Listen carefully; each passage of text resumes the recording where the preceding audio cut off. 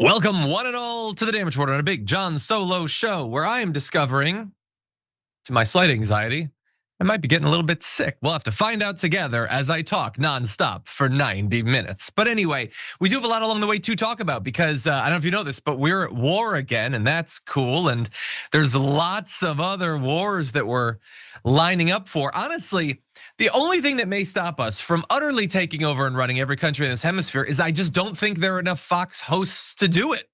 Like, Gutfeld takes Colombia or whatever, Jesse Waters takes Cuba, but like, I don't know, what are you gonna do after that? Do they trust Ducey to handle Greenland? I just don't know. So stay tuned to find out in season 2 of the second Trump term. But anyway, I do thank you for being here because we're gonna talk not only about the war, and there's a lot on that, including some good news in the polling and that sort of thing, and some in the MAGA movement disagreeing with these imperial moves. But we have other news too. Donald Trump screwing over blue states based on utter fiction. That's cool. Congress maybe standing up to Donald Trump a little bit. That could be good. And good polling news for Zohran Mamdani. There's been a lot of attempts to paint him as anti-Semitic or to paint support for him as anti-Semitic. Turns out that when you ask Jewish people in New York, they don't necessarily agree with that. So we're gonna get into that polling as well. And all that's in the first hour. Coming up in the aftermath, we're gonna make sure that you know on the day that Greene leaves office that she still sucks in a lot of different ways. So that's gonna be fun. Grok has been taken over by, what's the appropriate term? Child sexual abuse imagery. And so some terrible stuff going on the internet as well. What do you expect? But hit the like button ahead of all that news. Actually do that. We wanna see what we can get that to. I think that people have been slacking off in the hitting the like button category. That still actually matters. I know it seems hokey and like 10 years ago or whatever, but it does still matter. So if you could do that, that'd be great. Send us your comments, your tweets, your super chats. I'll respond to those as we go in our social breaks. But with all that said, why don't we jump into the big news of the day? The way that this is being described, I think, is accurate. This is not a regime change. This is a demand for change of behavior by a regime. That's not as clever as he thinks it is. Just reverse the words and suddenly it's not a serial killer, it's a killer who likes cereal. No, people are still dying though. And the metaphor is robust because they were also dying in Venezuela and almost certainly more will die.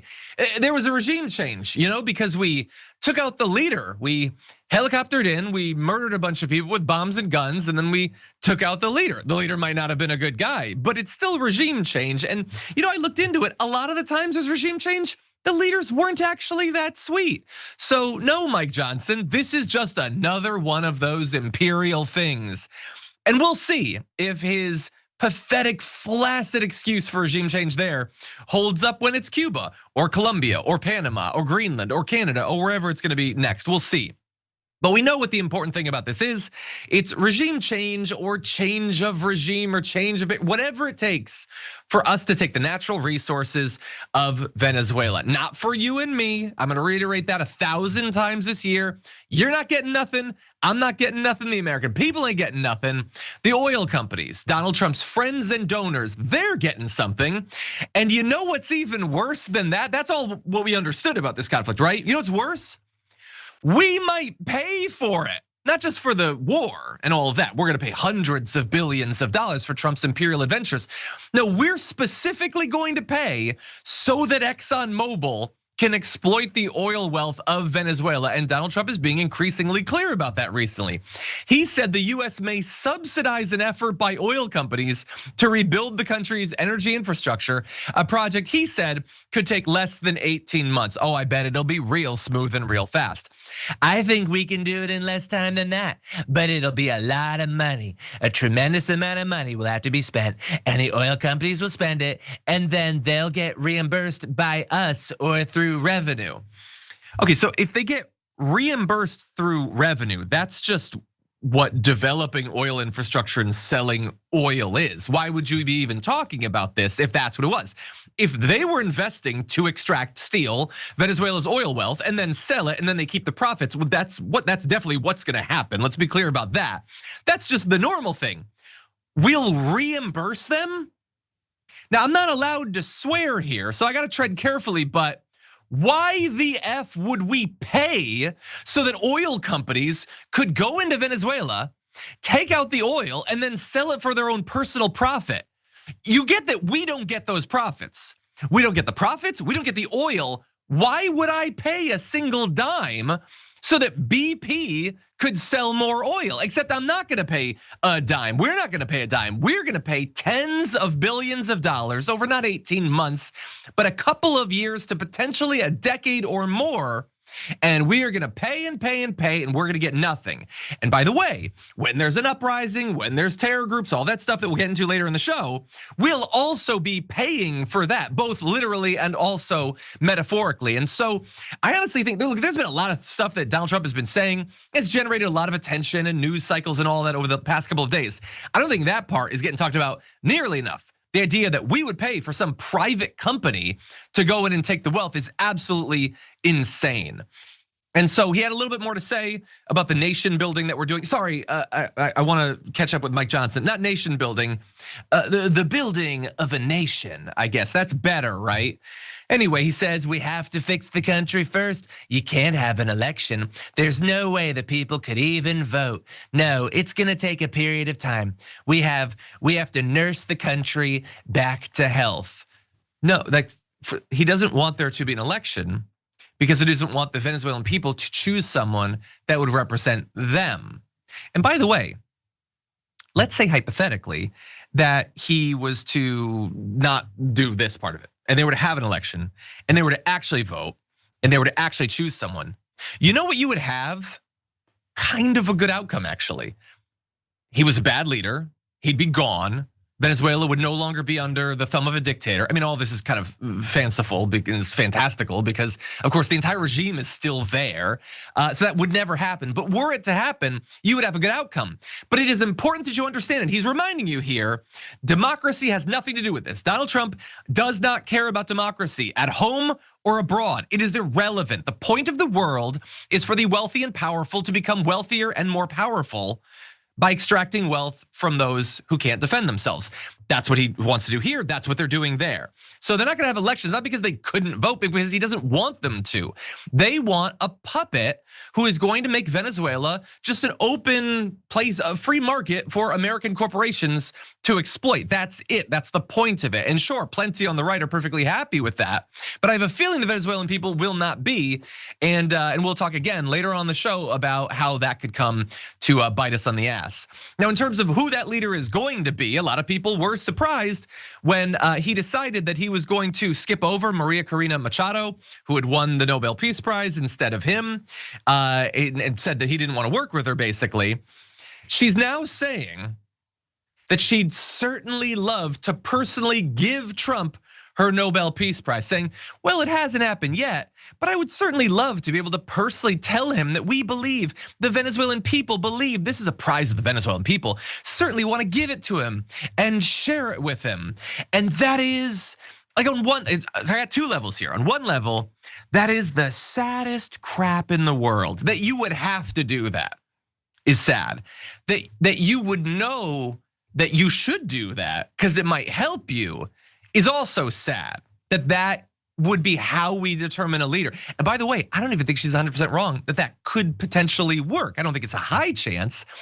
What it says about Donald Trump is so utterly sad. MAGA, you should be in tears over what this indicates about what world leaders think about your cult leader, that they know that he is that vain. And she's right, because that did actually cause him. It might not be the only factor, but that's one of the reasons that he's not backing her to be the next president of Venezuela. It's because he cares about the stupid trophy. And so it is very sad. It's also savvy though. And what does she care? You think she cares about the stupid trophies much? No, Trump is the little baby boy. Real adults care about actual important stuff. He cares about the participation trophy. It is so important to him that in the wake of yet another war he started, that he would get his stupid trophy that pretends he's a man of peace. And again, the only reason he wants it is because Barack Obama got it. And if Barack Obama had it, he's gotta have it. And so this is the situation we find ourselves in. We don't know exactly what the leadership is gonna be, but we definitely know what the leadership is going to be there for. Now, let's jump into another aspect of this.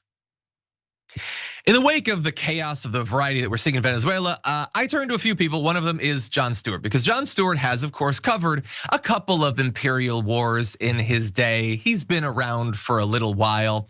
And so as a result of that, not only is he not particularly surprised by what Donald Trump is doing, if perhaps a bit surprised by the way he's expressing it, how honest he's being about how lacking in philosophy or morality or whatever our reasons for taking over Venezuela are. It also gives Jon Stewart, I think, a great deal of context and background to analyze it. And so you should go and you should watch the entire episode of The Daily Show from yesterday. But there was a couple things that Jon said that I did want to actually respond to. One was this, saying, it is highly unusual for any government, any sovereign nation to violate the airspace and territory of another sovereign nation and hit the grab and go on their president. Look, no one knows how this operation is going to work out.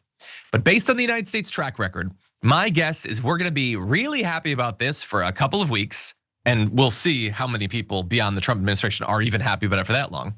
And then 30 years from now, there will be a Venezuelan leftist revolution, and the new government will point to this moment as the reason our embassy there is on fire, and it will absolutely ruin a Democrat's presidency.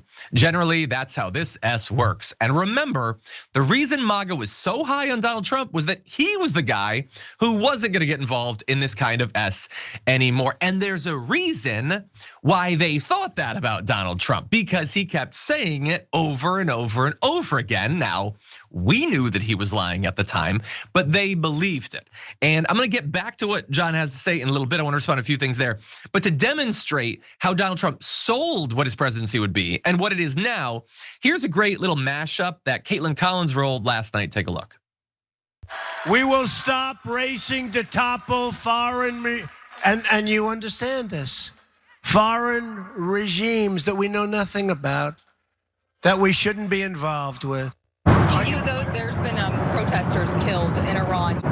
If they start killing people like they have in the past, I think they're going to get hit very hard by the United States. Regime change in Iraq, regime change in Libya, regime change in Syria, and every other globalist disaster for half a century.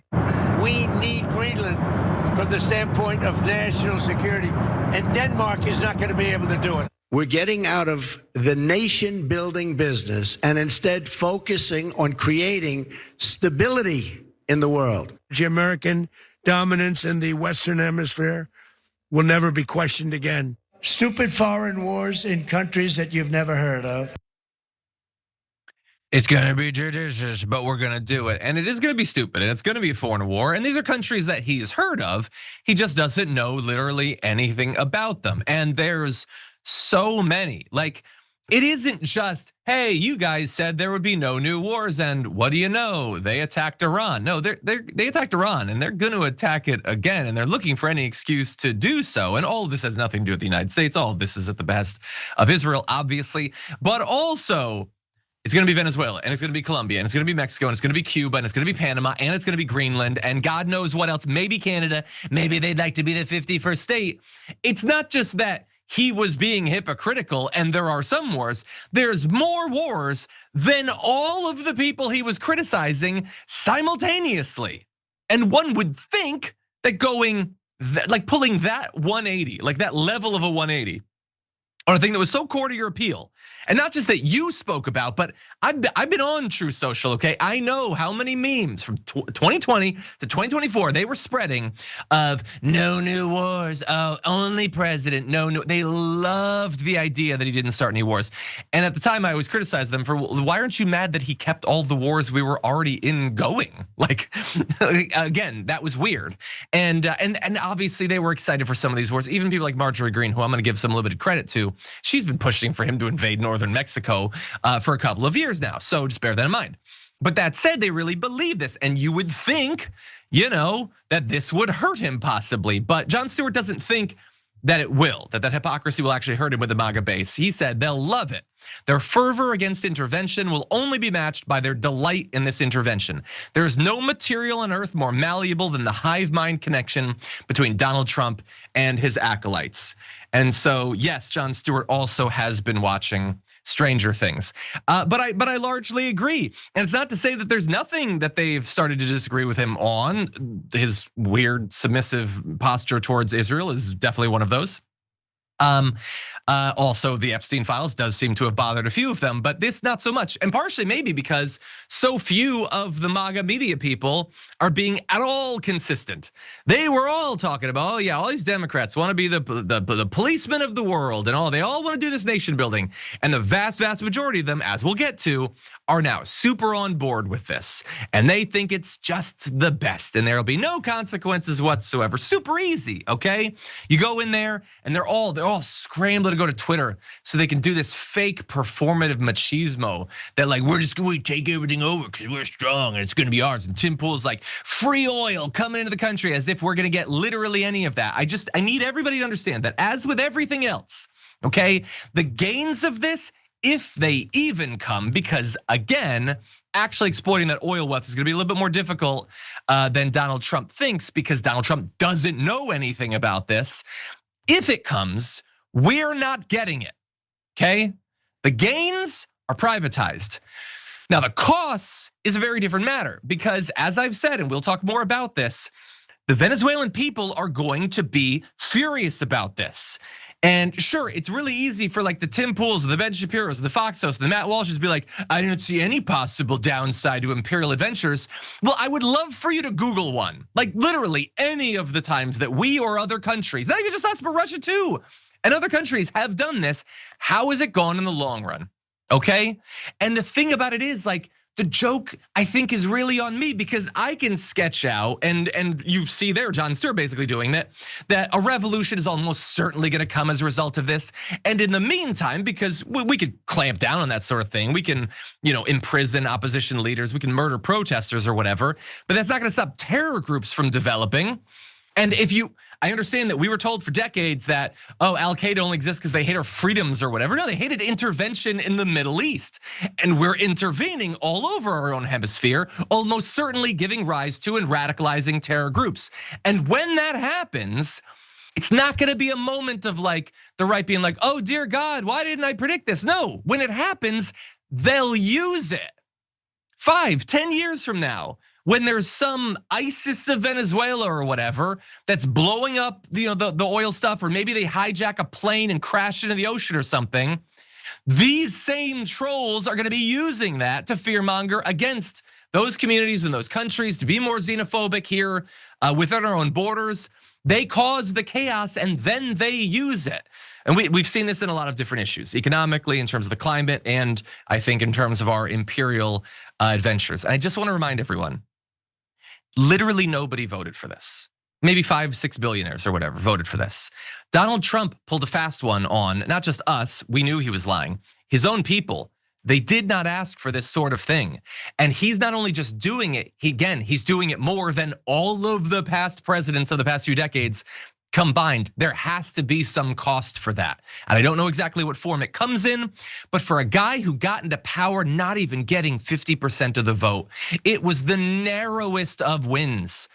And back when it was Democrats, it was always, oh God, you don't have a mandate, then you better look to the other party, put them in your administration. Any legislation whatsoever has to be bipartisan.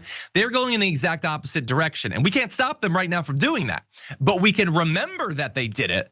So the next time we're in power, we can do the same thing too, hopefully to a more positive end. But in advance of that, this has been a pretty negative segment. I don't want to be all negative. Let's get positive for just a little bit.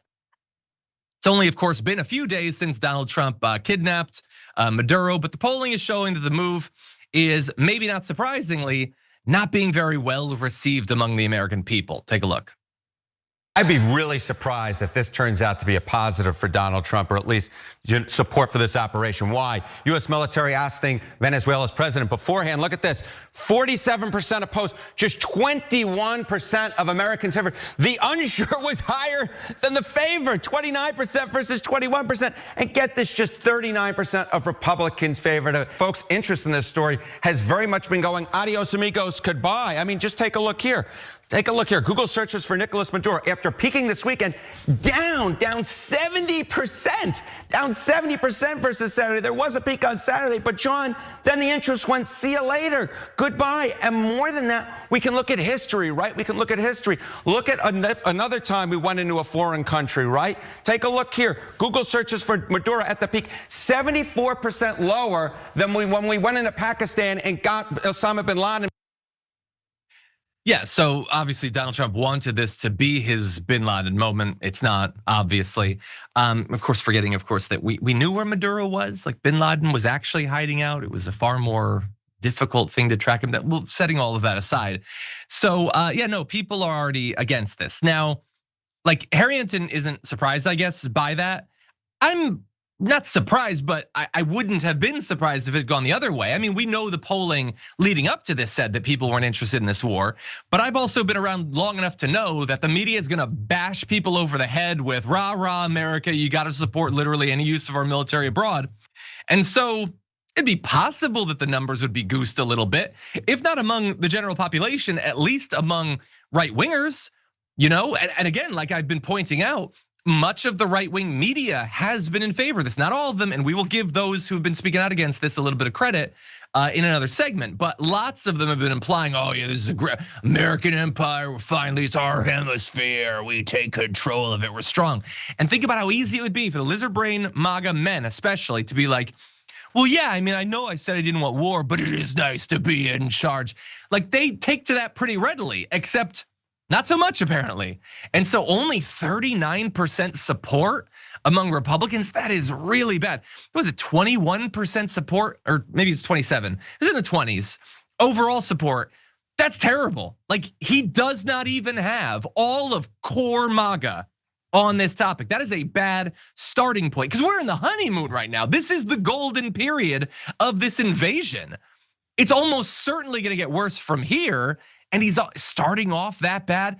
Now, there were a lot of people who were uncertain. And with enough propaganda, maybe they can win over some people. But I don't know that it's really gonna happen. Now, Enton also there goes into how interest in the story has dropped over the past few days. And based on our videos on it yesterday, I can attest to that. That is actually the case. And part of that is because the American people just generally don't pay that much attention to foreign policy, which is kind of an issue for Donald Trump. Because as he becomes more and more of a domestic lame duck, he is turning much more to just meddling in foreign affairs to try to accomplish his goals and reframe the narrative. But if people don't pay that much attention to it, even in something that like they can pitch as a net positive, hey, we took down a criminal, no American soldiers died. It's sort of tailor-made to be a good story for him, but people don't give a crap. That's bad for Donald Trump. It's also probably bad for us. Let's also be clear about that, because if he can just start toppling regimes and the American people don't care about it, that's not a good precedent. I don't like that, because you not caring about a thing doesn't mean it's not gonna have negative consequences. So I am a little bit worried about that, but that is really bad polling for him. But it isn't the worst polling for him, okay? Because we could get to even worse. 1 in 3 overall Americans approve of the strike on Venezuela. 72% worry the US will become too involved in the country. That number will almost certainly go up. But that's not the worst poll that I'm here to talk about. Producer Mike found this one. Who should choose the future leadership of Venezuela? The US got 6%. 6%. That's just members of Trump's cabinet at that point voting for that one. 94% say the Venezuelan people, and I'm not doing a bit here. I am blown away by that the vast majority of MAGA are like, well, I do want mass deportation, and I think alligators eating migrants is great, but I also think the Venezuelan people should choose their own leadership. Are they not merciful? I am actually surprised by that. And thank you, MAGA, for being so reasonable. And so the idea that you're just gonna install Marco Rubio or Stephen Miller, or maybe Katie Miller, she can shoot her podcast from there, as the leader, the American people want no part of that. And that is good news. And also, this is a more irrelevant area, 2/3 think that congressional approval should have been given for this. So maybe that's his best polling result. The American people still somewhat deferential to utterly out of control executive power when it comes to the use of the military. But even that, he's not starting off at a great point. And that's the first conflict. he does Cuba and he does Colombia, and at some point, like you get that the strikes are gonna go poorly and soldiers are gonna die and planes are gonna get shot down. It's gonna be an absolute disaster. Or again, a plane's gonna be hijacked, flown into a building or something. Like we've seen how this stuff plays out. This is the starting off point for Donald Trump. And I'm very happy with these numbers. Okay, we need to take a short break. We come back. I do want to turn to some of the disagreement. He's got some support in the media. He's got some who are disagreeing with it. I want to break down some of that after this.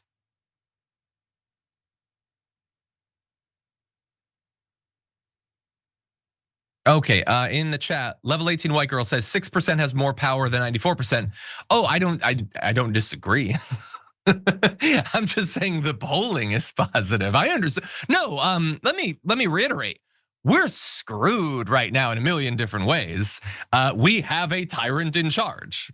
I'm not disputing that. Anyway, with that said, let's jump into our comments, our tweets, our super chats, and all that.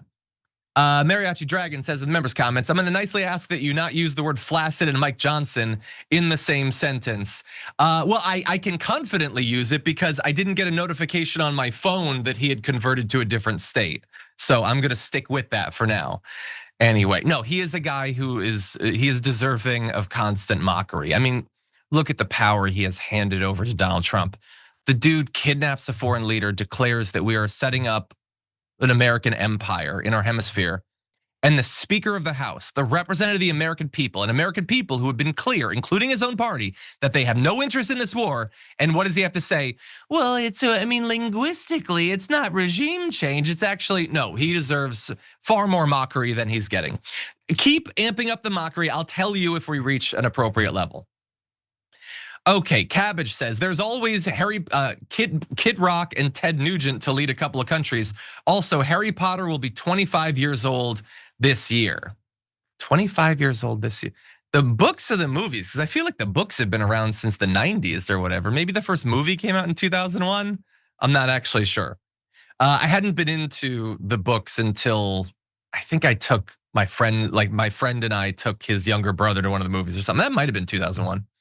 Anyway, Ian Gulbis says Republicans think you want cheap gas more than cheap medical bills. 100%, which is why, by the way, I got one of I'm on a mailing list for the main show, and Cenk had a little like basically op-ed that he put together about like what actual problem in your home is solved or even affected in any way by the toppling of Maduro. I know that they'll tell you lies about drugs or whatever, implying that he had something to do with fentanyl when he didn't. That's like the most tenuous thing. Other than that, has nothing to do with anything. It's gonna help you with your insurance, help you buy a home, help you pay for education, help you buy a car. It's not gonna help you literally anything. It's not gonna help you get 1 dozen eggs, theoretically. It has nothing to do. And that's an actual problem for Donald Trump. Because we know after this year, the distractions are not distracting enough anymore. People are hurting, and it is becoming increasingly hard to get them to ignore the fact that they can't afford anything. And especially something like this, where, as Harrington pointed out, people aren't even that distracted by it, and aren't paying that much attention to it. Okay, CD Northstock Dad, thank you for sending a membership. I do appreciate that. Blackfire Sasuke, I think it is, a member for 29 months says, hit the like button and sub button. Guys, it's super easy, barely an inconvenience. You could say that who likes and subs doesn't violate any law. Happy New Year, everyone. I hope you reach all of your resolutions. I hope you all do as well. Mine was to dramatically cut back on sugar. And today's the 6th day of the week. And I did bake cookies yesterday. So, you know, it's got its high points and its low points, that particular resolution. I also want to play more golf. I'm doing better on that one so far. Trinidad Barnes, thank you for being a member. I do appreciate it. Edward Russell, member for 4 full years, says Don Roe doctrine, more like dumb Roe doctrine, am I right? It's a shame Trump is making such a mockery of the esteemed FIFA Peace Prize. I love how the invasion has gotten FIFA mocked relentlessly for days. We'll be right back.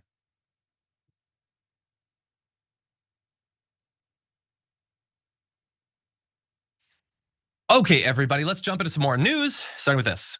We can say, thankfully, that Maduro has been arrested. We can say we're happy for the Venezuelan people, but we can also look to all the regime changes before in Iraq and Libya and Syria, and we said the same things for the people of those countries. But then we watch those countries fall into turmoil and civil war, and we watch the rise of ISIS and terrorism, and we watch U.S. troops remain in those countries for a very long time, and many flag-draped coffins come home. That is Marjorie Greene saying a bunch of things all at once that are mostly reasonable and accurate. And that's probably why today is her last day in Congress, because there's no place for a person who says reasonable things in the Republican caucus. Don't get too excited. She's said terrible stuff too recently. We'll be covering that later on the show. But she's pointing out there that you can theoretically be happy that a politician who trafficked in drugs is being taken down, while also, I would say, being a little bit curious about the fact that Trump so recently pardoned another ex-president of doing the same thing. And you can say that you're happy for the Venezuelan people, while I would say understanding that there's nothing about this that implies that the situation for the Venezuelan people is going to be better. Literally, the entire Maduro regime, other than Maduro, is still in charge. And the country is now going to be run not for one domestic tyrant, but for the benefit of a foreign country. How is that better for them? But also, yeah, you're probably going to have the rise of terrorism and all that. And so it is good to have a person like Marjorie Greene speaking out against this, because unfortunately, a lot of people in the MAGA media who used to talk about being anti-intervention and anti-nation building and all that stuff, all of a sudden are very much on board. Not all of them, and we do want to focus on those who are actually dissenting a little bit, but let's stay for a bit on Marjorie Greene, as she said about what Trump's priorities should be. To me, America first is what matters most, and the American people matter most. And I believe the focus should be strong domestic policy to help Americans afford life, afford health care, health insurance, be able to buy a home, an affordable home, and live the American dream. And so I unapologetically support America first. Do you think that Marco Rubio, Stephen Miller, Pete Hegseth, and J.D. Vance should be running Venezuela, as the president puts it? I would like to see our elected president and vice president and his administration running America. I think that's most important for the American people and our interest. Good. I would have loved a direct answer to the question, and there's just something about the way she responds to the questions that is just very frustrating and grating. But I do agree. I would love for them to focus a little bit on what's going on here. The issue is that that's probably not going to happen, because they did some domestic stuff through the course of this year. It made things worse, and I think they've pretty much given up. I don't think that they're remotely interested in focusing on issues affecting the American people. And America first doesn't mean anything anymore. I mean, you look at how like Ben Shapiro, like how Matt Walsh uses it. It's you use it to defend literally anything. Yeah, it does. Spending hundreds of billions of dollars investing in oil infrastructure in Venezuela. Well, because our company's going to get the money, so it's America first. No, that's doesn't mean anything. It's eat fresh. That's it. It's just a slogan. It never really meant anything, not anything good anyway. But now it's a thing that they will apply to literally anything to defend the regime. They're just state-sponsored media. That's all that they are. Now, let's jump to a little bit of what people think about this. The overall Trump approval rating, not good for Donald Trump right now. This is The Economist, which is a little bit more positive towards him than some have been, but he's still at 39%. It's not good. You think that number's going to go up because he's focused on Venezuela? Because it's taking over Cuba? What decade is it? Nobody cares about that. Maybe Marco Rubio does. That's about it. And I think Marco Rubio already supports you, Trump. I don't think you need to move him into your column. In any event, we've got Megyn Kelly, maybe kind of on the right side of this thing. And that's good after her dabbling in defense of pedophilia recently. Let's get her back in the column, the W column, with this. When I was at Fox News, which was a long time, 14 years, I would have known exactly what to do in the wake of Trump's attack in Venezuela, his retrieval, shall we say, to put it in mild terms, of Nicolas Maduro. I would have known that I was supposed to cheerlead it. And I turned on Fox News yesterday, and I'm sorry, but it was like watching Russian propaganda. There was nothing skeptical. It was all rah-rah, cheerleading. Yes, let's go. And that's fine. I love our military as much as anyone, and I believe in President Trump, but there are serious reasons to just exercise a note of caution before we just get on the rah-rah train. All right, I have done that enough times in my career as a Fox News anchor to have been embarrassed enough to know I'm gonna stay on the yellow light for this. I'm not in the green light territory. I'm not in the red light territory either, but I am staying in the yellow light territory for now. I think it's okay to be in the red light territory as the American empire is set up, but okay, I guess this is the best that she can do, and it's good that she has the insider perspective coming out of her time in Fox to say we would have been expected to cheerlead this, and she says that she did that a bunch. She also notably didn't apologize for that. Like she said she was embarrassed, but like you did a disservice to the American people. Do you want to maybe talk about that for a minute or two? Not so much, but that's good. She was a little bit critical there. And the thing is, Fox is very much cheerleading this right now. Fox News host Will Cain says there's no such thing as international law. There is only such thing as conquest. We rule the jungle. We are the lion. And this is part of the whole right-wing thing where they realize that their core audience is just absolute brain-rotted 65-year-old MAGA chuds or whatever, men who desperately want to feel virile again. And so they're giving that to them by implying that might makes right. Okay, you're also justifying, by the way, that if Trudeau wants, he can just have Trump killed, I guess. I guess that's just how it works. There's another lion in the jungle, I suppose. It's not the world that I want to live in necessarily, but that's what they're pretending to believe right now. I have a feeling, if all of a sudden we get a Democratic president, they're probably going to want some more international constraints on what they do. Jesse Waters says, we need the oil more than they do. So we just take it. And he is there's no separation between Jesse Waters here and Nick Fuentes, who says, take the oil. The Western Hemisphere is ours, because he is that brain-rotted MAGA chud. And the myth that he's trying and failing notably to get his followers to buy into is that we get the oil or the Western Hemisphere is ours. What the F do you think ours means? You think it's yours? Do you think it's mine? What? We have nothing to do with this. That's the myth that they're selling. And in his case, it's not actually working, because a lot of the replies to that message were highly critical from people who normally like him. They don't actually want this sort of thing. But in any event, I want to turn to one of the funniest examples of this, which would be Alex Jones. Take a look. So this move is not a neocon war where we're off blowing up the Middle East or doing all that or starting a war with Russia. It's about hemispherically, under the Monroe Doctrine and under US policy before the age of the globalist, George Herbert Walker Bush. It's about going back to that. So Thomas Jefferson would have gone to war with Venezuela. He would have had a blockade. He would have blocked the drug boats. So the United States has been put in a very bad position on the verge of collapse. And Trump, in an emergency operation with the tariffs, everything else he's done securing the borders, and this military operation in Venezuela, has brought the U.S. stock up in the world everywhere and let the world know that we're not going to just go bye-bye like the CFR has wanted and have this Chinese communist century that replaces America as the world superpower. So that is just so goddamn embarrassing for Alex Jones, a guy who pretended to be against this stuff. It's not neocons because it's not over there, it's down here, so it's cool. It's the same thing. What the hell are you talking about?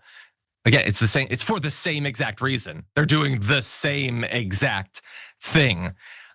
He wants to be on board. That's all it is, and he's being attacked for it too, by the way. Other right wingers, this guy Robert Barnes was Jones's attorney during the Sandy Hook trial.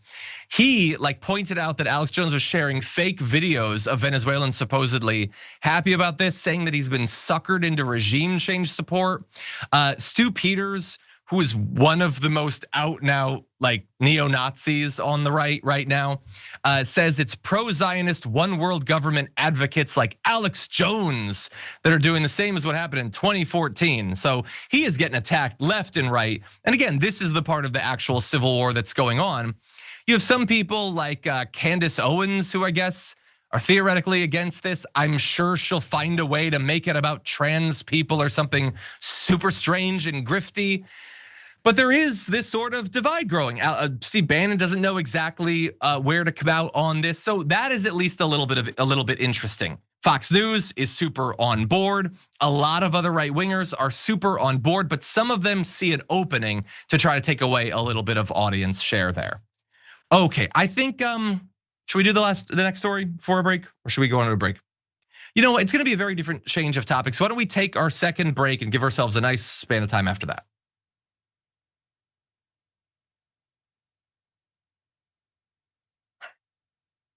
Okay, everybody, let's jump into some comments here.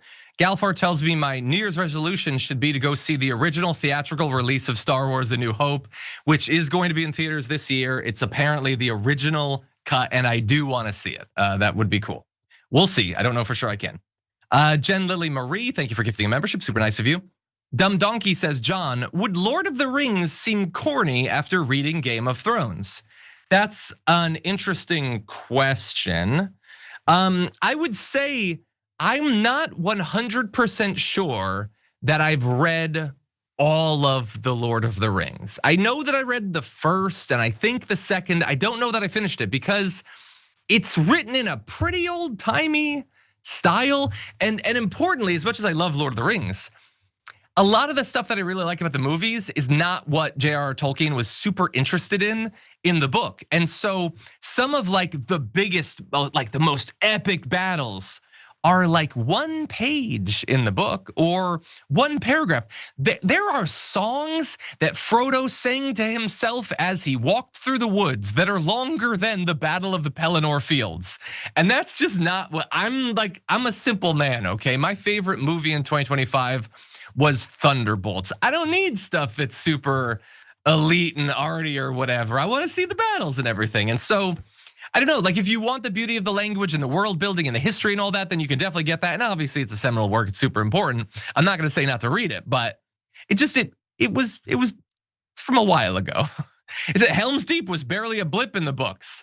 I want Helm's Deep to be at least 250 pages in the books. And it was a blip, that is true.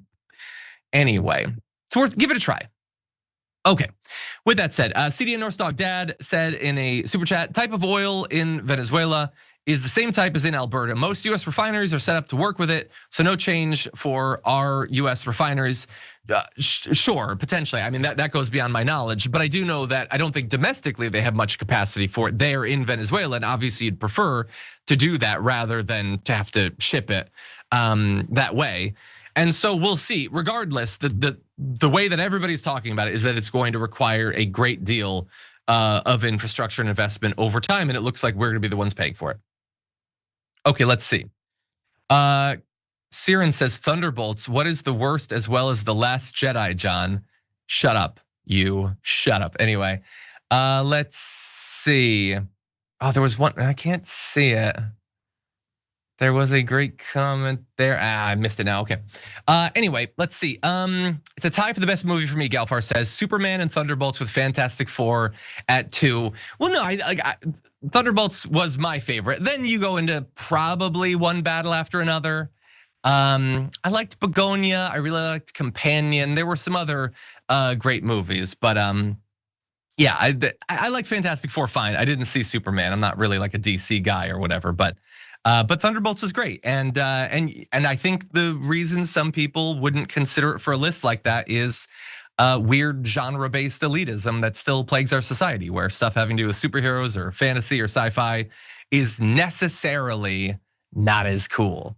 By the way, it's one of the reasons I think Sinners might have a rough award season. Super beautiful, super arty, creative, original work, but it's got supernatural stuff, so I think it's going to be looked down on.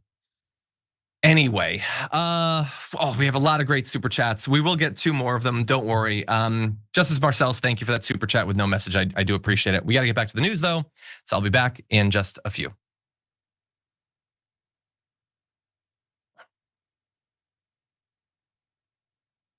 Before we get back to the news, I do want to remind you about a partnership that TYT is doing with Noble Mobile, the only wireless plan that actually pays you to use your phone less. You can switch to Noble's No Bull plan and get unlimited data for only $50 a month. And any data that you don't use at the end of the month gets credited back to your account as cash back. Stop letting your unused data go into the pockets of billionaires and shareholders. It should stay with you. And people who switch to Noble say they save on average $500 to $1,000 a year on their phone bill. You can get more information by going to tyt.com/switch or scanning the QR code available on the screen right now. Miss Callie Dragon's mentioning Jimmy Kimmel taking the cognitive test. I wish that we could play the video on the show, but unfortunately we would get sued, so we can't do that. But with that said, let's move into other news and potentially about people being sued. There is just so much going on, but I don't want to only focus on the foreign stuff. Here, there's lots of crazy moves that Donald Trump is making, and particularly affecting California, a state that I am broadcasting from. Trump has now announced that he is cutting off $10 billion in funding to 5 different blue states for childcare, social services over fraud fears, which is an okay headline for the New York Post. I would make it more accurate by saying by a transparently invented fraud fears, that this is a partisan act. It's beneath the dignity of the White House. It's based on xenophobic and racist conspiracy theories, but I guess that would be a pretty long headline. That said, let's jump into the details. The states in question are California, Colorado, Illinois, Minnesota, and New York. And so the Trump administration is going to be freezing funds under the Child Care and Development Fund, the Social Services Block Grant, and the Temporary Assistance for Needy Families programs, or TANF, the federal anti-poverty program most closely associated with the word welfare. That TANF program, by the way, pays nearly 1 million families nationwide. And effectively, for TANF, this is like all of their funding to those states is being suspended. So this is massive. $10 billion is a lot of money. And the Huffington Post says it's unclear what led the administration to clamp down on TANF. But no, it's not. It's not unclear at all. Every one of us knows exactly why they did it. It's because of the fake Minnesota fraud thing. The invented viral thing where they pretended because of one white supremacist troll that Minnesota had fraud or whatever. And so because we think they had fraud, we are going to screw over millions of people in 5 different states. And I'll get to how Donald Trump makes that really explicit, but I also want to be clear because there might be some MAGA people or conservative people who watch this that are like, haha, yeah. And they may even know, they may admit that the entire thing's made up, that it's just a fiction, it's a conspiracy theory. It's a racist conspiracy theory. But okay, whatever. Still, screw California, right? Screw Illinois, screw Connecticut, Connecticut's not on it for some reason, but New York. Except, do you absolute doinks understand that California is not like a 99-1 blue state? There are a lot of conservatives here.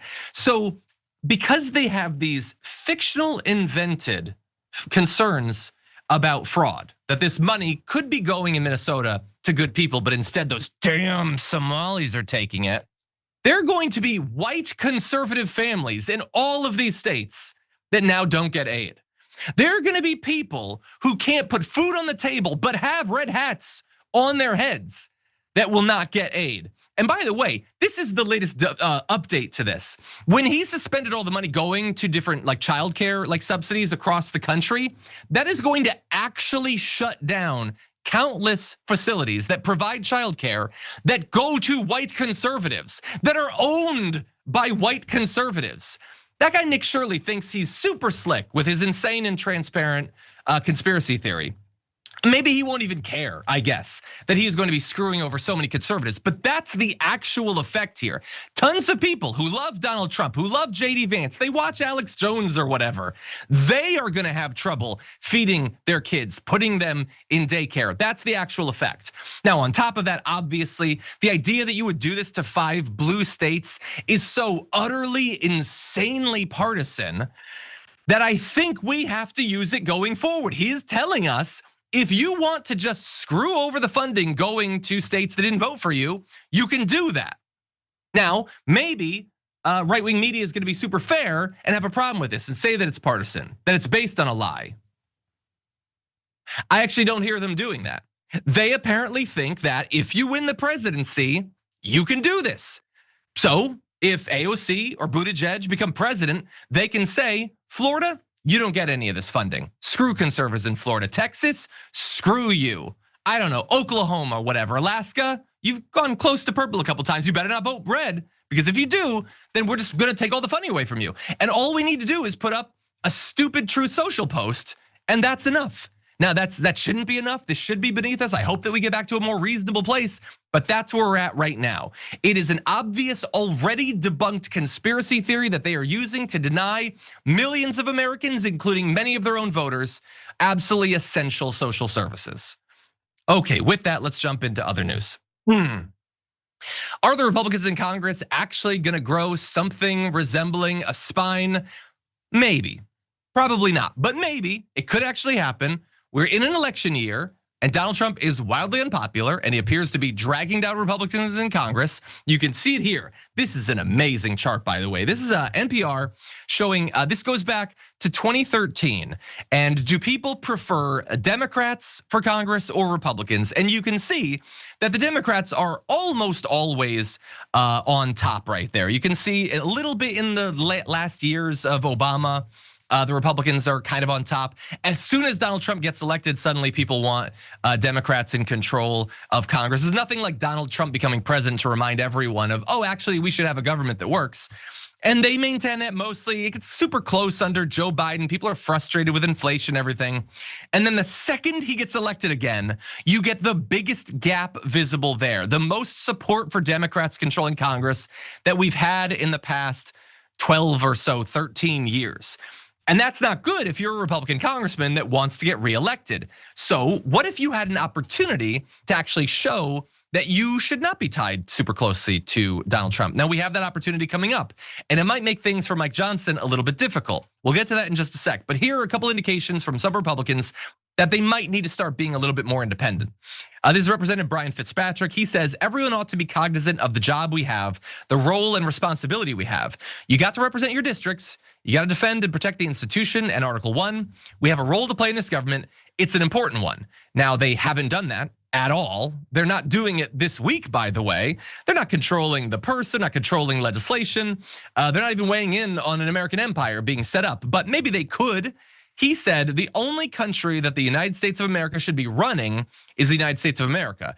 We must all place paramount importance on lawful process and constitutional responsibility. Well, I hope that Representative Brian Fitzpatrick remembers that, because maybe they could vote on something to reassert control over the American military. We'll see. Don Bacon says we've been diminished and we should be an equal branch. We should be directing immigration policy, tariff policy, doing a lot more in foreign affairs. I mean, the president, the Secretary of State works for him, but we have a role in it. So we should be more directive, I believe. And that would be great. Maybe you guys should consider getting rid of your speaker, because he definitely is not going to do literally any of that.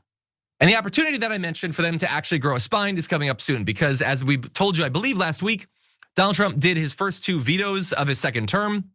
These were 2 things he vetoed that had bipartisan support. One of them seems to be just personal strike back against Representative Lauren Boebert for daring to support the Epstein files coming out. So what he did there is he screwed over a long planned water pipeline intended to support southeastern Colorado. It's gonna cost something like $500,000 more to complete. And he said, no, we're not gonna pay for it. Screw those people, screw those conservatives, by the way, that live in southeastern Colorado. So that might get overridden by the House. We'll see. There's another one that has to do with land management in the Florida Everglades. That potentially too could be overridden.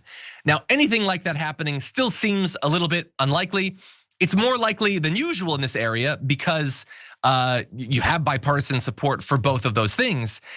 But that would be a strong indication that at least domestically, Donald Trump had entered lame duck status. It would also be a great opportunity for Republicans to show their voters that there's a reason to send them back to Congress. Again, I remain pessimistic that they'll actually do that, but the opportunity is presenting itself, so we will definitely be watching. And with that said, why don't we move to just one more positive story to end the first hour, starting with this. I care very deeply about Jewish safety, and I look forward to rooting out anti-Semitism across the 5 boroughs and protecting Jewish New Yorkers and every New Yorker who calls the city home.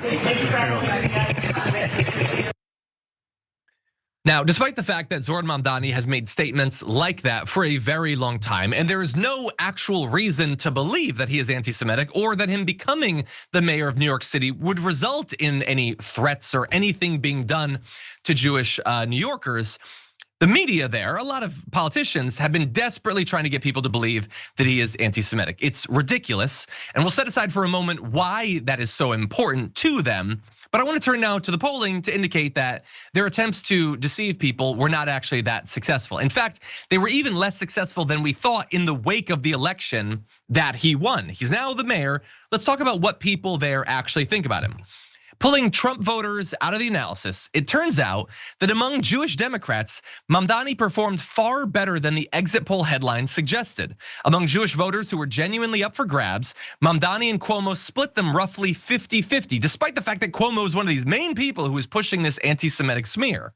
Among voters in Jewish surname precincts that voted for Kamala Harris, i.e. Jewish Democrats, he ran less than 3 points behind Andrew Cuomo, 47% to 49.5%.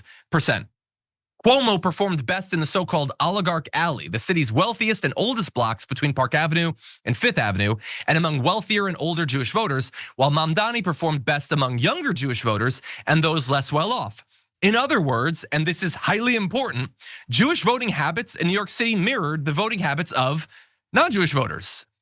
They voted on other stuff, like where they live, how old they are, their class, that sort of stuff, you know? They voted like regular people because they're regular people. They didn't just buy this insane smear against Zohran Mamdani. They voted based on lots of different stuff because people don't all agree in a community. And I don't think that people can be reminded enough of that. Most notably, the less Jewish precincts voted almost identically to the more Jewish precincts, suggesting neighborhood culture like class, age, renters versus owners was more indicative of voter preference. Because they're people. They're just people who vote based on a lot of different stuff. And importantly, we showed you it was 47 to 95 or 49.5, super close, just a couple of points. The exit poll findings indicated that he had won only 33% of the Jewish vote in New York City. So that was actually wildly off. And I am so glad to see the record be corrected right there. So that's overall the Jewish vote. Glad to see it. I don't want misinformation to succeed, especially as it becomes far more and more common, as it's being pushed by bot networks online, as it becomes more technologically complex with stuff like, AI deepfakes, those sorts of things. And so I am glad whenever we have an indication that people saw through it and that they voted just based on their interests, based on the platform, based on the candidate.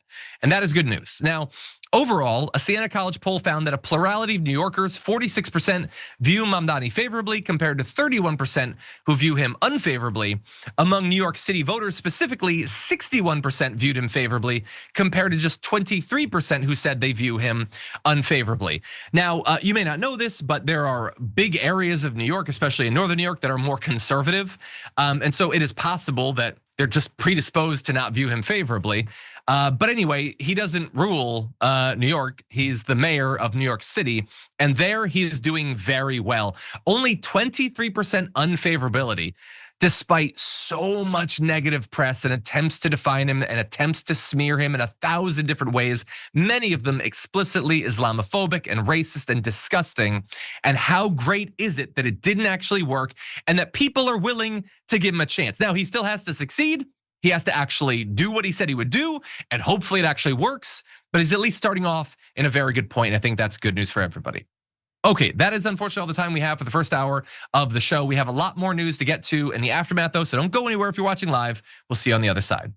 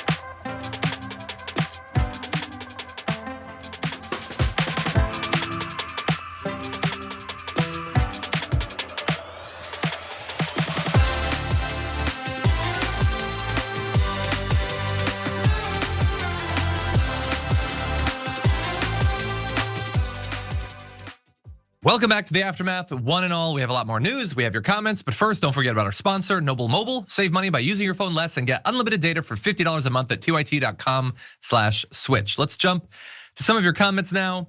Justice says in a super chat, the more the pay, the greater the say. That is unfortunately how our politics works. Moni P says in a super chat, thanks for all you team producers do, John. And I think that's coming from Canada. Thank you, I appreciate it. I hope that your country is able to remain independent for the next 3 years. Gabby says, hey, Gabby says in super chat, MAGA is channeling Lionel Hutz. No more wars has now become no more wars. Wait, was that not the episode? Was that not the name of our podcast yesterday? Or did we save that one? No more wars becomes no comma more wars was one of the names that we were considering, Gabby. It might be today's episode, actually. We'll see. But anyway, thank you for the message. Stab Dragon says in super chat, John, can you limit the amount of time you show video of Chomo? I appreciate Caitlin's work, but listening to a grapist is annoying. I think we do limit how much video we play of him compared to the first term. We'll see, but I think we kind of do. In any event, we're gonna talk about someone else for just a little bit. Let's jump now into this. Marjorie Greene has taken a couple of positions recently, including on the invasion of Venezuela, that I agree with. But as she leaves, and today is the last day of her as a congresswoman, I just want you all to remember that she's really, really, really bad in a lot of significant ways. And January 6th, not a coincidence we're talking about this today. She's really bad on that specifically. Today is, after all, the 5-year anniversary of the insurrection, a day that should have mattered way more than it did, a day where lots of people should have realized how far that movement had gone, but didn't, a day when the Republicans should have finally yeeted Donald Trump into the center of the sun, but unfortunately didn't, and we're all suffering because of that. Now, many of us did learn a lot on that day, but Marjorie Greene is not one of those people. And so she decided to commemorate that dark day by saying this on Twitter. I'm not gonna read the entire thing because it's way too much. I'll never forget going into the DC gulag in November 2021 and seeing the J6ers who were being held over 22 hours a day in solitary confinement, even though they had not been convicted and were pre-trial. They were broken men. Words can't describe it, but don't worry, she's gonna use hundreds trying to. At 9 p.m., unexpectedly to us, one of them fetched this hand-drawn American flag piece of paper and went up on the second level and held it high. And they asked me if I would join them in singing the national anthem. Their melodic voices, which combine their deep sadness and their unwavering patriotic conviction, is a sound I'll never forget. Now, I just want to jump in for a second. So first of all, I thought they were deep state plants. I thought they were just Antifa provocateurs. It's weird how it switches back and forth. The weird quantum nature of the J6ers, depending on if we need them to be patriots or actually it wasn't us, is very strange. Also, like, look, if there were actual people pre-trial that were being held in solitary that shouldn't be, that's bad, and it shouldn't happen because solitary confinement is bad. And I'm glad, and I've been glad in the past when Marjorie Greene has held that position. But I've also noted, and I don't know if you've noticed this, she only seems to hold that position for these specific prisoners. I could be wrong, but I don't believe I've ever seen her talk about the horrors of solitary confinement about literally anyone else.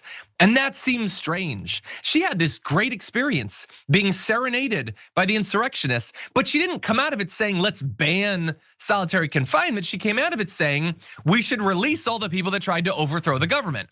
And I'm just gonna say this, not everybody's the same, even in the insurrection, but the fact that you used crayons to make an American flag and that you crooned the Star-Spangled Banner doesn't balance the scales to me when you tried to shred the Constitution and overturn the results of an election you lost.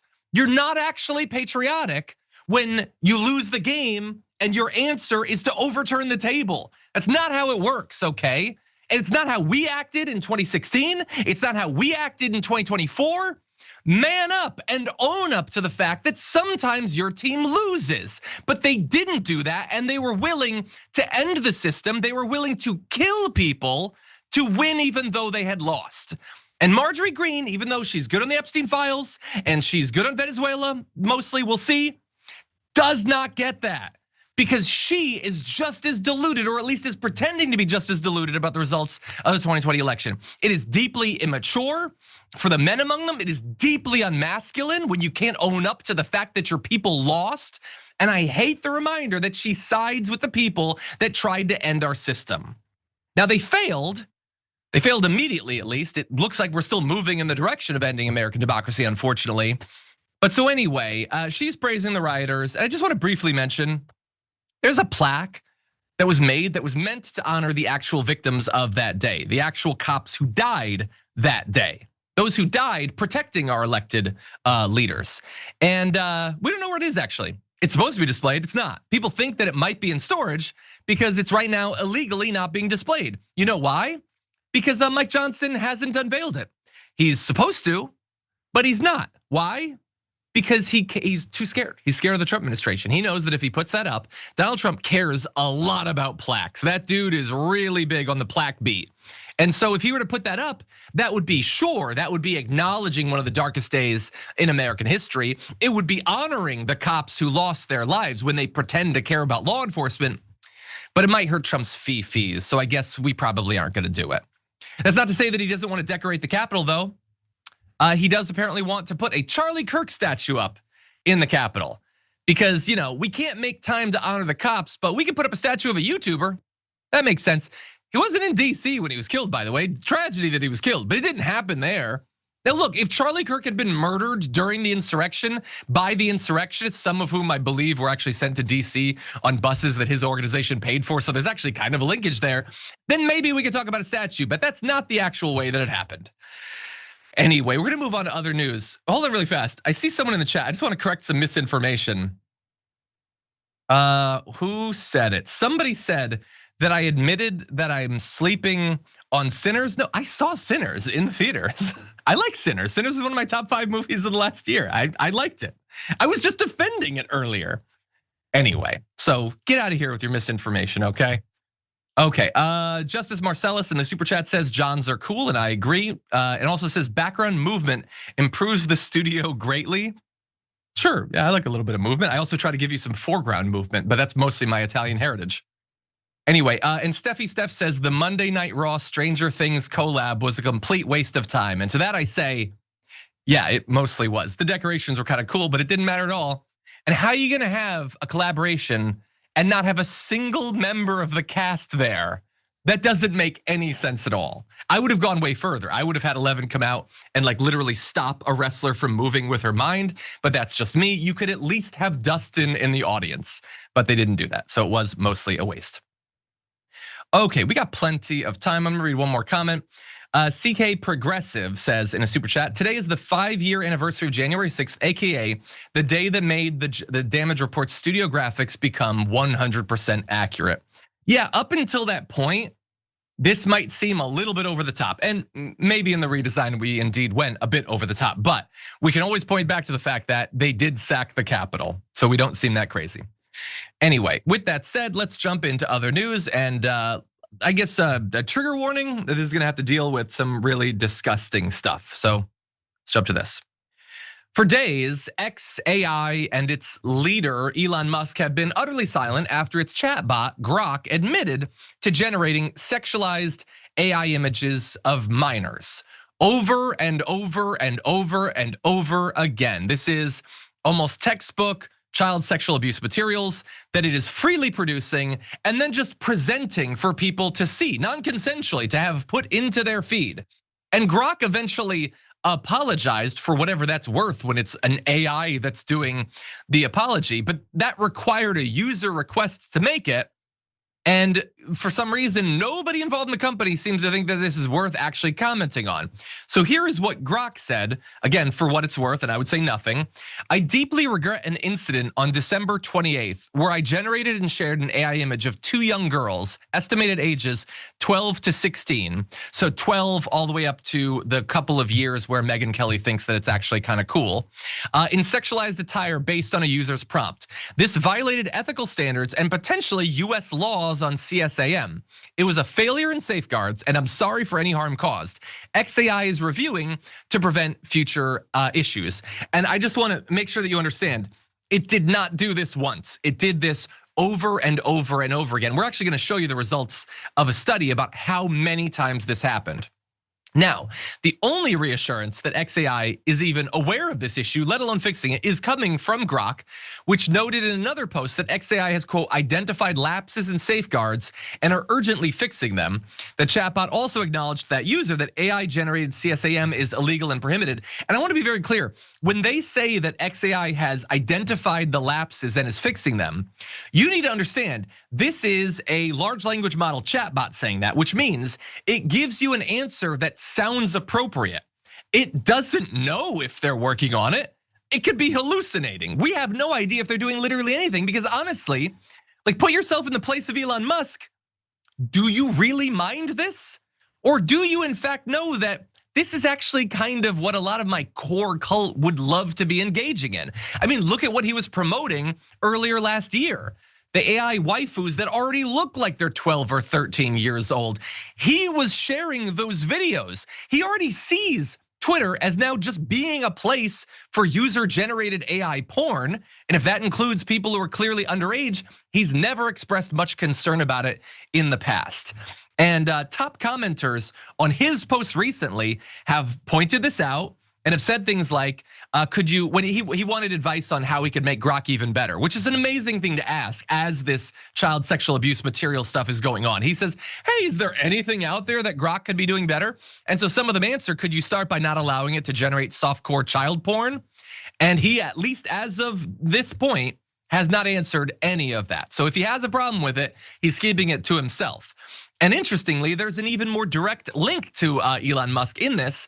Elon Musk, well, one of his, the moms of his kids, Ashley St. Clair, has threatened legal action after Grok produced like basically underage nude images of her as a child as well.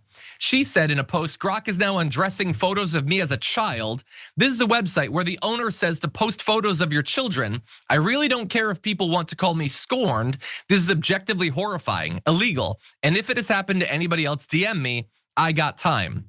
The post she was referencing right there remained online, and at least as of when the Daily Beast article came out, was still online. They're not even taking these posts down after they're made, let alone stopping people from producing new ones. She said to that, I am 14 in this photo. She added a tasteless, silly photo I took as a kid with too much unmonitored internet access, but you're now undressing a minor with sexually suggestive content. And she said that she has repeatedly sent in requests for this stuff to be taken down, and they're just not doing it. And I want to remind everyone, there's also a financial incentive on Twitter for engagement. Like they're drawing people with this sort of stuff. They're theoretically making money off this sort of stuff. And in light of the fact that he hasn't expressed any interest in stopping it, he hasn't said anything about it, one is left to wonder, does he actually see it as a problem? And so really fast, I just want to mention AI Forensics is a nonprofit that did research on Grok. They examined 50,000 mentions of Grok on Twitter and 20,000 images that had been generated by the tool. And so they basically looked over a week-long period from December 25th to January 1st. At least a quarter of the Grok mentions were requests for the tool to create an image. And within those, there was a high prevalence of terms including her, put, remove, bikini, and clothing, stuff indicating that they wanted manipulation of photos to sexualize the images. It found that more than half the images were of people in minimal attire. This is not a small niche thing that Grok does. This is like half of the image generation. The majority being women who appear to be under the age of 30. A minority of the image, about 2%, appeared to show people aged 18 or under, with some images representing children under 5 years old. 2%. Now that's not 50, that's good. I'm glad about that. But 2% on a platform with the user base that Twitter has still represents a whole lot of generation of this. If this goes on, is it difficult to imagine, or am I being extreme to say that they could soon have produced more CSAM than previously existed on the internet? Given enough time, and nothing seems to be stopping them. The only way that Elon Musk has actually weighed in on this is he used it to put a bikini on himself, and then he posted his little like crying, laughing emoji saying, not sure why, but I couldn't stop laughing at this one. Yeah, that's wonderful. Again, you can still do it. You can still do it as of this morning at the very least. And is this better or worse than Mecha Hitler? I don't know. It seems to be violating some actual laws this time. And at a certain point, you have to wonder if the use of the tool violates the law and nothing is being done to stop it from doing that. Should somebody perhaps be held responsible for that? Maybe the guy who made the tool, the guy who promotes the tool, the guy who tells people to use the tool. After all, this is actually breaking the law. We'll have to see. That's not the way our society is set up, unfortunately. And he did notably buy the president in 2024. So I have a feeling he'll probably be okay, but this is absolutely grotesque. And it's not just hitting libs. Like as we showed, literally people in the sphere of Elon Musk are having images made of them.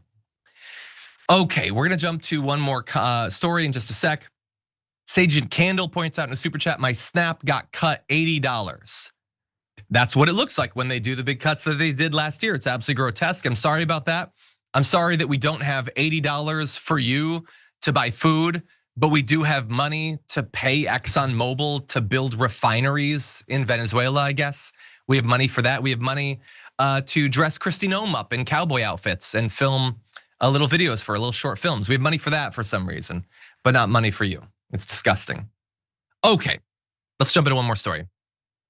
We're gonna show you a video, and as you watch it, I want you to think, is this one of the most dishonest things a Trump lackey has said? I know there's a lot of competition, but consider this.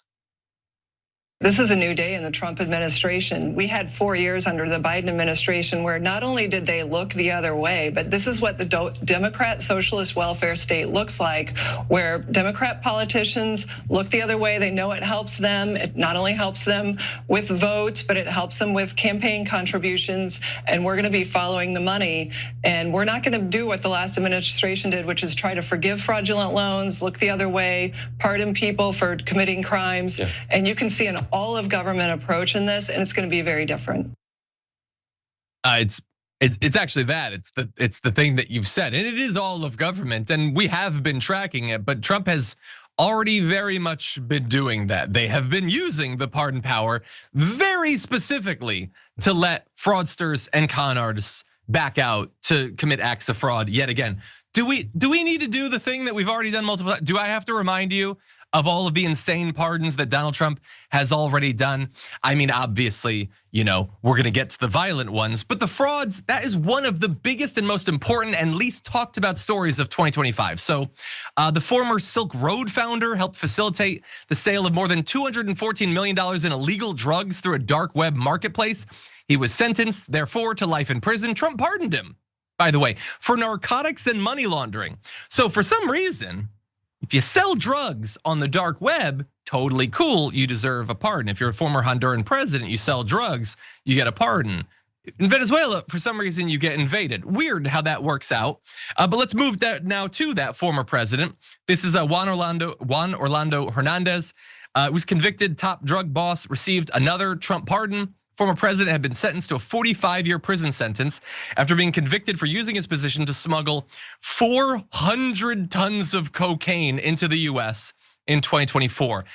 400 tons of cocaine. You're free to go about your business. You just go back out there, maybe do it again. What's the difference? Like, what? We're not a regime that cares about drug smuggling or whatever. Oh wait, in Venezuela's case, then we suddenly care about it. So he was released, and we've already talked about like the huge quantity of rich fraudsters, CEOs who scammed investors, all that stuff. We've been doing it literally all year. Now Kelly Loeffler doesn't care about this. She's a fraudster. She was. I know that they ended the investigation into her, and she didn't run for re-election or whatever for a little bit.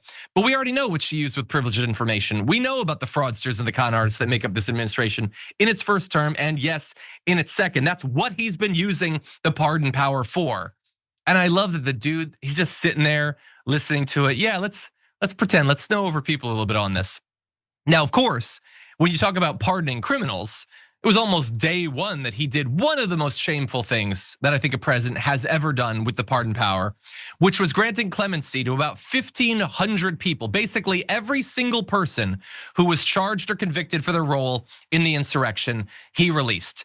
And then thanks to that, After their pardons, several went on to be convicted of possessing child pornography, sexually assaulting a child, driving under the influence and reckless homicide, burglary, grand theft, home invasion, and resisting arrest. And for some reason, if like an undocumented migrant crossed the border while Biden was president, it's press release city if they commit a single crime.